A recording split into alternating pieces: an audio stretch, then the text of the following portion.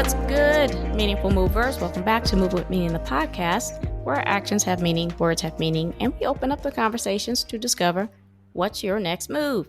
I'm your host, Krystal. In today's episode, we're going to talk about breaking down, but not in the typical context that we know of. You know how we do it here. We need to set that theme, so let's go ahead and do that. The word of the day is dismantle. I think we tend to see healing as recovering what we started out as before the offense occurred. That's probably the rub. We will evolve to handle the environment that this offense has created, and then we would love to go back to how things were before. Sometimes we can't do that, and things need to be taken apart and rebuilt anew. Well, that's enough of me talking. How about we introduce our guest? And there's no one better to do that than himself, Logan. Why don't you give the people a bit of background about yourself and what you are going to share with us today? Krystal, I so appreciate being able to dive in with you. It's exciting. I'm no longer in bondage to sexual addiction, and I am going on rooftops to shout from those rooftops about sexual addiction awareness, about recovery, what it looked like, what it took, and the fact that healing is available. And I introduce myself that way because it's like I could share, okay, I'm up here in beautiful Alaska and I'm married to my beautiful wife, Carrie, and we've got 4 incredible little boys and we've got our dogs. And frankly, none of that stuff would even be here, let alone none of that stuff would matter if it weren't for God placing me on this path of recovery. Because, I mean, I had a beautiful life as far as on paper, material wise, I had a beautiful life. I was completely trapped in this cave of addiction and did not think that I could have a way out of that life. That is a great premise. But you know what? It all starts with the backstory. Everything starts somewhere, right? And everything that what is the term? Everything that glitters isn't gold, right? Right. So tell me a little bit about your childhood. Just a little bit. Sure. I mean, well, I'll keep it skinny and here's the thing. My childhood, like, especially if you were to interview 20 folks in addiction recovery, mm-hmm. I guarantee you I'm going to have the most boring backstory of them all. Okay. I did not have a broken home that I grew up in. I was not somebody that was surviving trauma. I was not someone that, feared for my life, feared for my safety, felt unloved, felt uncared for. Like, there's no perfect home. I had a pretty darn good home that I grew up in, raised by both my parents, baby of 5 siblings, still close to this day with all my siblings. Like, I had a great infrastructure, and yet here's the kicker. That infrastructure was given to me. I was born in that infrastructure. It's not a bad thing, mm-hmm. but it's a very different thing to be born into an infrastructure or to be given an infrastructure versus like what I have now. By God's grace and by a lot of people's love and a lot of people's help, I have built this infrastructure. Mm. So the infrastructure that I have now over 8+ years of recovery is something that has been built brick by brick. I know where I've come from and I know what it's taken to build this, because the best infrastructure in the world, I'm not saying I had that, I had a pretty darn good one, but that wasn't enough to keep me from chasing after things and going into addiction because I was still going to make my choices, right? Yeah. Not only that, you give the appreciation back almost to your parents of what it took to create that environment for you.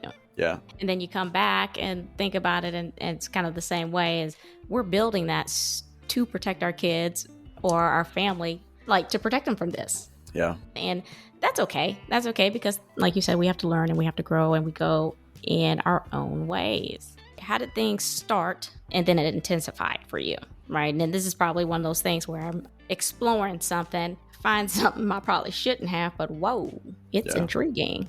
Even though I had this great infrastructure and also we're pretty sheltered upbringing, relatively speaking.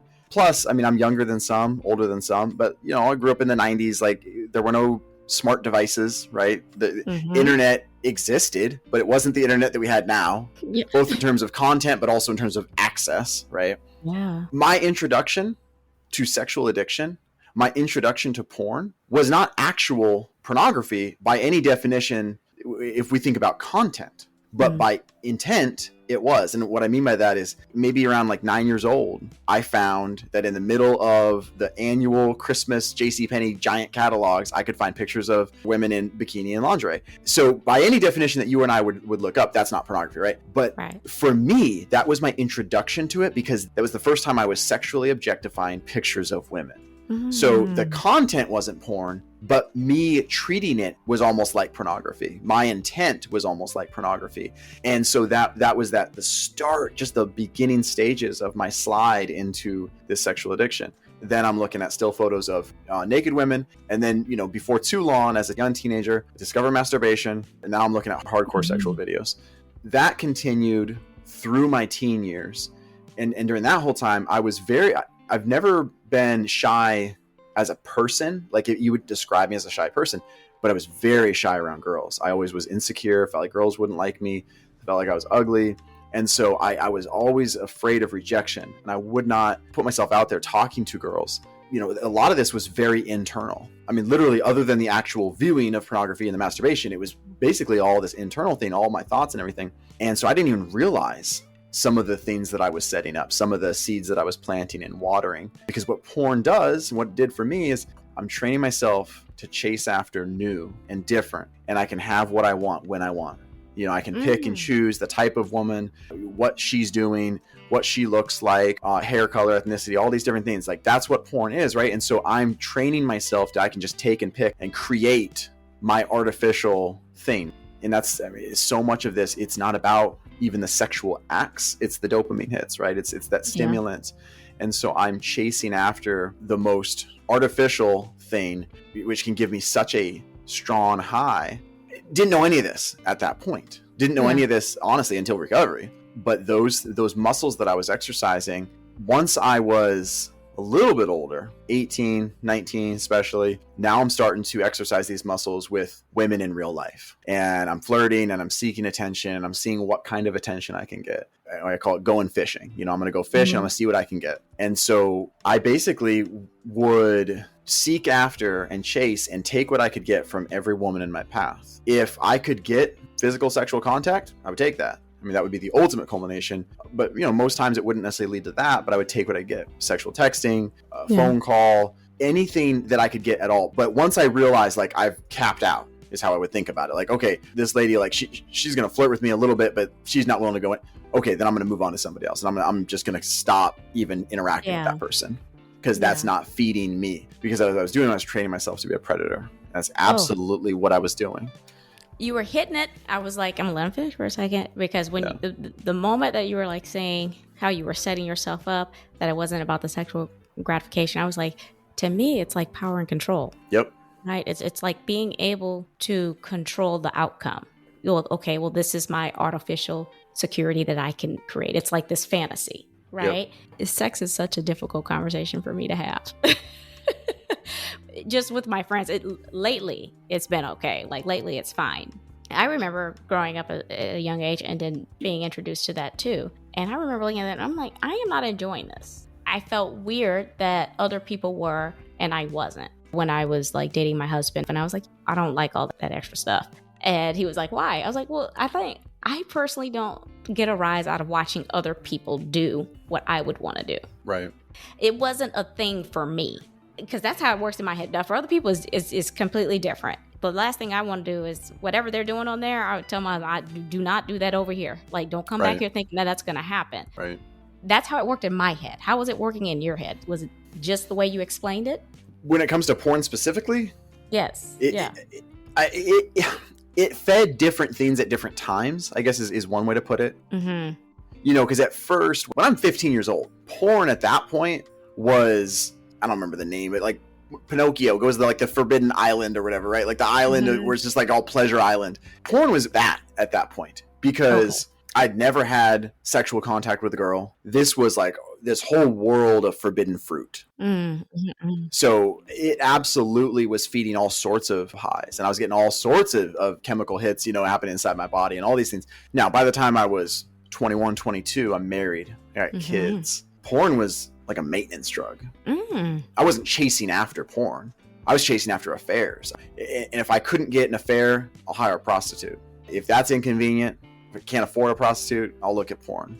All of this is bad. All of this was but you talk about the lows. I mean, that's where some of my low points were, right? It's like I had this hierarchy of drugs, except instead of substances, it was affairs, flirting, prostitutes, porn, phone sex, just this whole world. And of course, all of this a double life. And most of this, Krystal, is as I'm married, as I've got babies at home. Mm-hmm. So when you met your wife, she was completely different than these other women. Agree? Yeah. And I mean, I think it's relevant. I didn't have a long history of dating women. I mean, we were 19. I had some girlfriends, but it was like very, very immature, very short-lived things. I had never cared about a girl. I had never had a relationship like I had with Carrie. Gotcha. A light in the darkness. That's all I'm saying. Now that you're at that point where you're kind of like, okay, I'm chasing the maintenance. Yeah. What happened was going on in your mind? Were you thinking, I'm hurting this woman? I love her more than anything.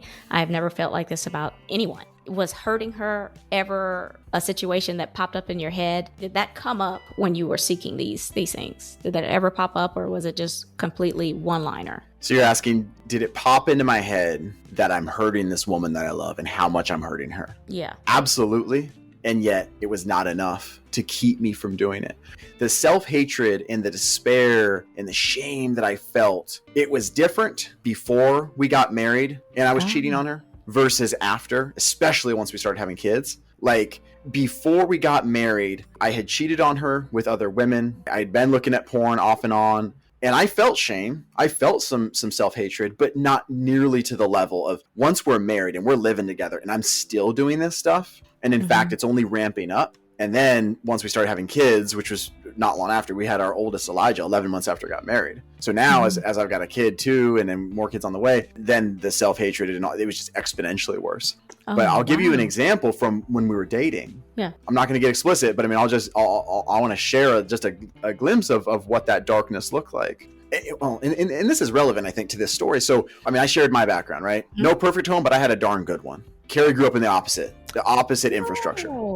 She came from brokenness. She came from chaos. I came from a wonderful infrastructure. And so our infrastructure started out like this and our trajectories were opposite. She's trying to seek a healthy infrastructure. I'm like actively seeking to be unhealthier. We met at about the same point. Okay. But our trajectories could not be more opposite, Krystal. So we're dating. That's where our trajectories are. That's where our infrastructures were starting out, right? And so she is still trying to figure out what a healthy relationship even looks like. And I'm doing all this stuff and I'm hanging out with my buddy. We start drinking. We called a girl over and I am starting to try to do things over here at my buddy's house. Yeah. And Carrie calls me. I didn't answer and I listened to her voicemail and she had gotten into an argument with a family member and she was having a really hard time.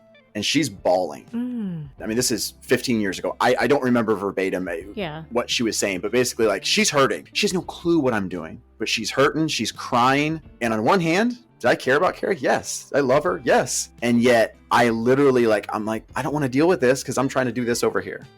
As time went on, as we got married, as we had that juxtaposition of I did care about her. I did love her. And yet I'm doing all this stuff over here. That only got worse. It only got more common. It only got more extreme. Yeah. So I think at that point, it was like you were giving yourself permission. I did it once. I was able to hide it, keep going. And then now, whenever it comes up again, just like you said, it just magnified. It continued. Yeah. It's just like that door just creaked open. You slipped through it. And yeah, I totally understand what you're saying. 100%. So if we're talking about this, right, and it got progressively worse, okay, she found out. She had to have found out. Right. So what happened when she found out? The only thing Carrie knew for the first couple years, essentially, of our relationship, so while we were dating, engaged, and then the first 6 months of our marriage, was that I struggled with pornography. I told her when we first started dating that I struggled with pornography. And at that point, especially considering what my awareness was, where things were at inside my mind and my muscle memory. When we first started dating, that was an honest answer. Because at that point, I hadn't started doing these things with other women. I'd never cheated on someone. I hadn't really even been in a position to really cheat on someone. I had these very short-lived, very immature relationships. Then didn't confess any of these sexual affairs with other women. 6 months after we got married, I was feeling so much shame and just this whole like consuming burden. So I told her. I wrote her a letter and I confessed that I had had these affairs. I did believe on some level that I truly wasn't going to do it again. Looking back on it, of course, hindsight, I didn't change my infrastructure. I didn't change how I was living life. I just decided, I feel really bad. I'm not going to do it anymore. And so it was not a letter that led to repentance. It was a confession to feel better, essentially. So why did you choose to write her a letter instead of like tell her? Well, so I wrote her a letter and then I delivered it to, like, I came home. Yeah. To be honest, it felt like, and I'm not going to pretend that I remember like every single thought and motivation. I think there were some good motivations. It felt like it was the best way to make sure that I told the truth. I don't even remember how much of the truth I told. My motivation was to truly share this with her. So it's a good way to make sure that I told her the truth and didn't chicken out, right? Like once I wrote the letter, I knew I wasn't going to not give it to her. Okay. And then just kind of make sure that it's all there. And I'm not going to talk a bunch of fluff. Okay. I didn't know if it was like, I'm scared to look at her and say this, or if the form of communication was the best way, like just like we said, where I could convey everything that. Right. I'm not going to pretend that there definitely wasn't fear and selfishness. There probably was. I don't remember that being a primary motivation, because during all this time, again, it wasn't like this. And sometimes I have to even remind myself that it wasn't this black and white. Like, I used to be a terrible person and now I'm a great person. I used to be awful and now I'm healthy. Like, there were sections of me, there were parts of me that absolutely had healthy motivations, that absolutely wanted to be a good dad and a good husband and love my family. Those parts were interspersed between a lot of terrible, unhealthy parts and a lot of secrecy and all this. And of course, now, like, am I progressively a lot healthier? But I still struggle in different areas, and I'm not perfect. The difference is, of course, now I'm not living in secrets. I'm not living in shame. If I do something wrong, I share it and I work on it, I own it. But in terms of my motivations, then there likely were some selfish motivations that I don't remember. But I think it was generally for a good reason in a sense, although, it was without changed behavior, it wasn't going to lead to repentance. So she took that letter and forgave you, right? She forgave me. I mean, she was, of course, heartbroken and shocked, but forgave me and took me at my word that I'm so sorry. And I don't even remember what I said in terms of basically, never do it again or whatever, but took me at my word. And unfortunately, that was not the case. I continued to have multiple affairs for the next several years. What was the point where you're like, okay, I need to stop, right? Or what changed? What was the climactic point for you where I need to take some steps? It was all about pain. I needed to experience pain, and I'm going to lose my family. Well, and I mean, there was pain the entire time. There was self-hatred the entire time. There was hopelessness the entire time. All of that was painful, but I felt hopeless. I felt like I'm trapped, even in the worst of my worst times, in the darkest, most unhealthy parts of my life.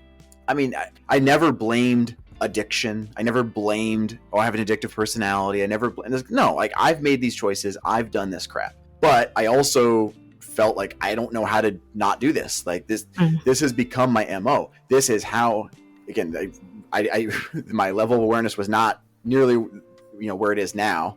But even then, I think I started to understand, like, when I interact with women, this is how I interact with women. I flirt with them and I seek this attention. I do it. And of course I had no boundaries. I had no accountability. And so I felt like I'm trapped in this cave where I'm just going to keep cheating on her. I'm just going to keep doing it. And I hate that's going to happen, but there's no way that that's not going to just be my future. I remember running through like scenarios. Like, I wonder how old my kids will be before they're completely out of my life. Like, will they become adults?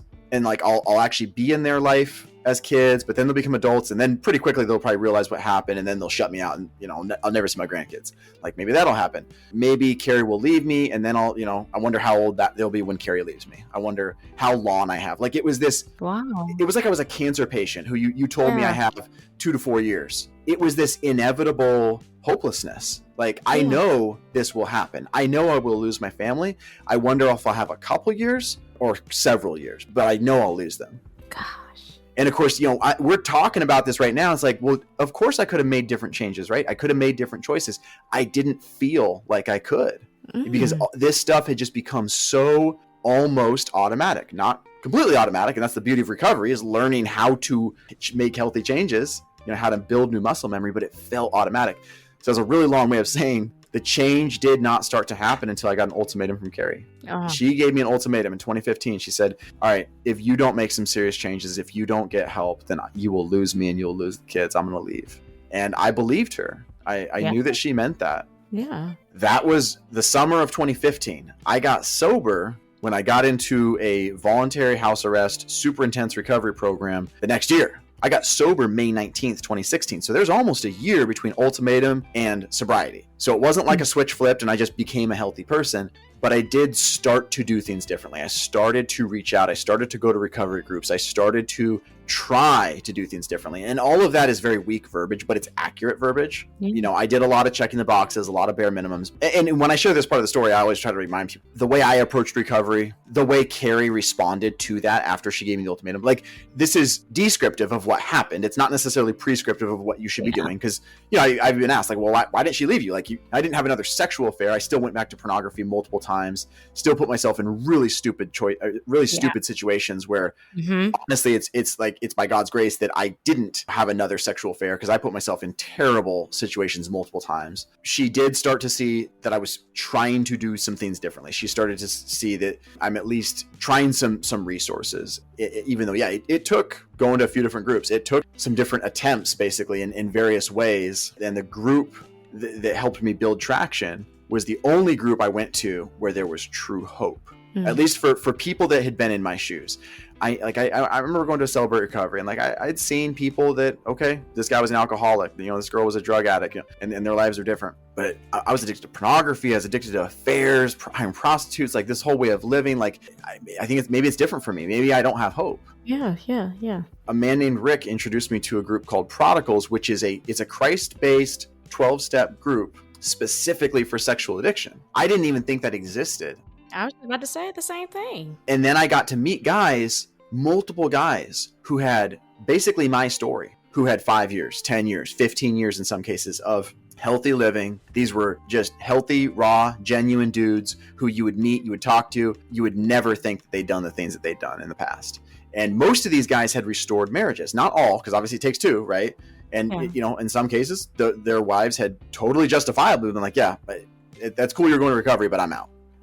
And so most of these marriages had been restored. A lot of guys' lives had been restored and completely transformed. That gave me hope. And that was March of 2016 that I first attended that group. And then Rick, the man who introduced me to the group, he started mentoring me May of 2016. That was a 2-year voluntary house arrest program. It's been a non-linear journey, but it's been an incredible journey of healing, not just from sexual addiction, although that was, why I got in, but healing as a person, completely ripping apart how I did life, how I interacted with the world around me, and rebuilding brick by brick a new infrastructure, a new life. I like that. I remember when we were talking earlier, you were like, you have to understand, God had to seriously break down our marriage and rebuild it to something completely different for this to work. I think that was like the most powerful thing that you were saying to me at that moment, because I was like, what? Because it's hard to come back to what it was before because we're different. Yeah. The idea of returning to a place of trust. I understand when people talk like that, I understand what they mean. I understand why they're saying it. I was like, man, I am so thankful that we didn't return to center, that we didn't do, go back to, it's like, no. The ways that we interacted with each other, the ways that Carrie learned to trust, the ways that we communicated, the ways that I interacted with the world around me, all of that got shattered. All of that got ripped down to the studs and then, rebuilt. And that was the only way for true healing. It couldn't be that just, okay, I'm going to stop doing this behavior. I'm going to stop doing this thing and then we'll heal. No, all of this infrastructure had to get ripped away. I like that. I truly like that. And you know what else? What I was thinking about this? You hear the love conquers all. Right. That is truly put to the test here for sure. Because I mean, I'm just looking at it and just even in my own personal relationship, I was like, no, it doesn't. Because you could do so much to someone and drain them from that to the point where it's like, here it is. It is that ultimatum. And let's just say we did separate. I'm going to still love you. But these things have to be fixed before we can move forward on that.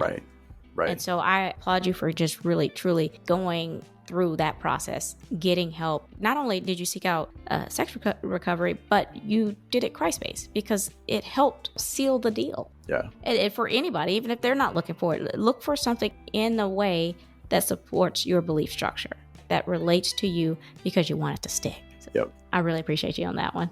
Yes, Yeah. You were going to say something. What you going to say? No, I mean, what you just hit on it, because I mean, and I say this all the time. If anyone, follows me on Instagram, they've heard me say this, but it's sobriety for me and for a lot of people. That was the initial motivation. And that's fine because my motivation is almost never going to be pure from the get go. I'm going to get in for a selfish motivation. I don't want to lose my family. I don't want to lose my job. I want to stop drinking. I want to stop cheating, whatever. Sobriety is a terrible finish line though. If sobriety is the finish line, that's essentially a hopeless way to live. I mean, the term dry drunk, if anyone's ever heard that, it's like, okay, I don't drink anymore, but I still don't know how to respond to triggers in life. I still don't know how to respond to stress in life.